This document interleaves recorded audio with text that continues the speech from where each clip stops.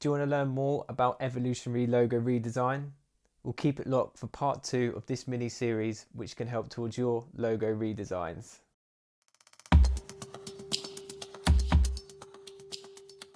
Hey everyone, and welcome back to this 2-part mini series of how to create an evolutionary logo redesign. If you missed part 1, make sure to check that out before watching this episode. As you saw from part 1, we broke down this logo, and the logo belongs to a family member of mine. She runs a paranormal investigation team that travel up and down the UK visiting haunted locations. So we looked at the elements within this logo and we pulled out parts that resembled the brand best, and we took away elements that we felt weren't necessary. Our aim was to simplify the logo and to make sure we stuck to the original brand identity. So we'll take the sketches from part 1 and we'll start vectorizing them in Illustrator. We'll focus on constructing the logo, applying typography and adding the color palette. So let's head over to the computer and start putting together this logo redesign. Right, so we're in Illustrator now, and what I've done is I've picked 3 of the marks that we sketched from part 1 that I felt were the strongest. So in this part we're going to start constructing each mark, so basically gridding each one up. So we're going to use the line segment tool,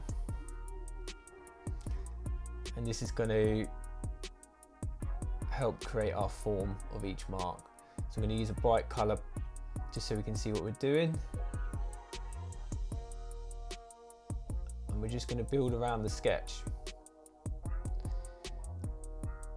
And as I mentioned as well, this mark that we're making now is going to be a secondary logo, and this is going to work at smaller scales. And then we're going to have a primary logo which is going to have all the typography, the circular lockup, just so it gives the brand a lot more flexibility. So we're going to start using some shapes, and the good thing is we can use this exact same grid that we're building on the other marks because they're very similar in form.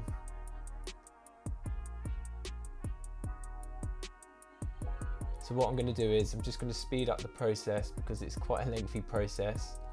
But another thing is, if you see it going into black outlines, that is outline mode, and it just really helps make sure everything is connecting well for when we use the shape builder tool, which helps bring the mark together. So let's speed things up.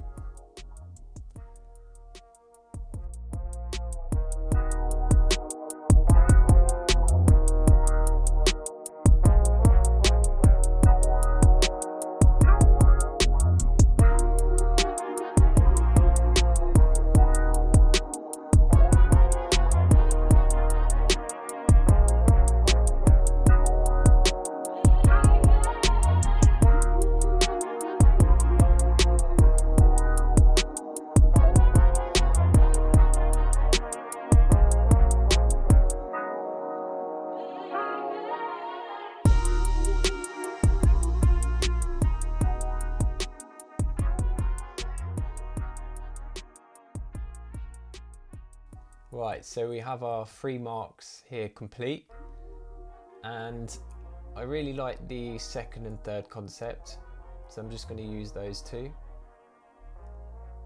And then what we're going to do is we're going to head over to the original logo, and as you can see the circle is quite oval, so we're going to make that a full circle, and the typography doesn't sit too well within it, so we can tidy those up.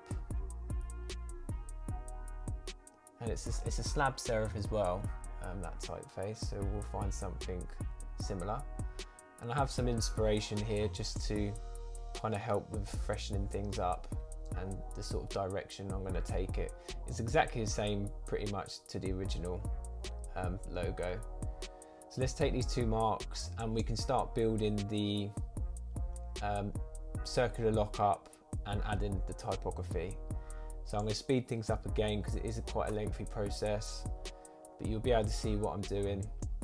So yeah, let's speed it up.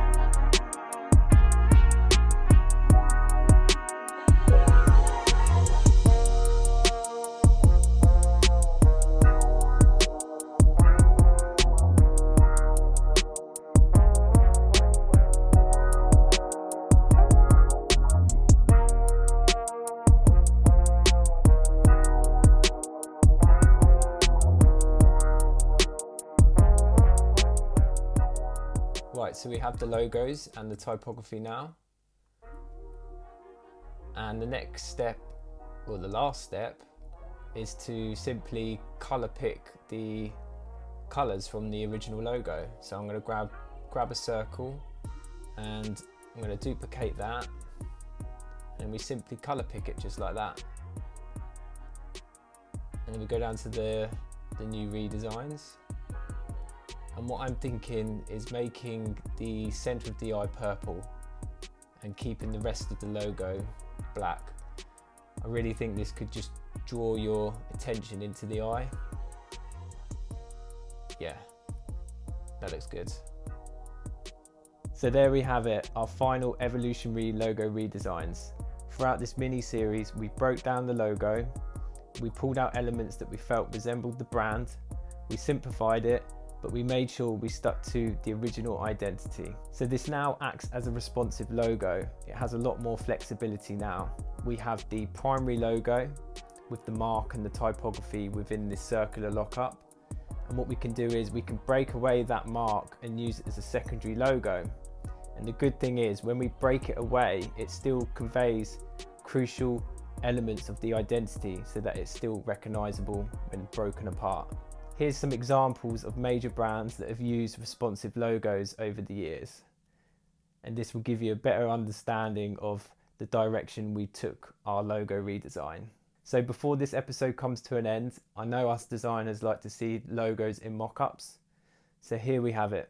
I've applied it to a small, medium and large scale mock-up to show its flexibility. I hope you enjoyed this mini series and that it was helpful for you, and that it gives you a better understanding of where to take a logo redesign if you're working for a major brand.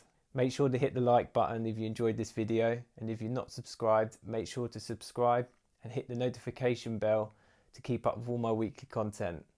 Take it easy, and I'll catch you same time next week.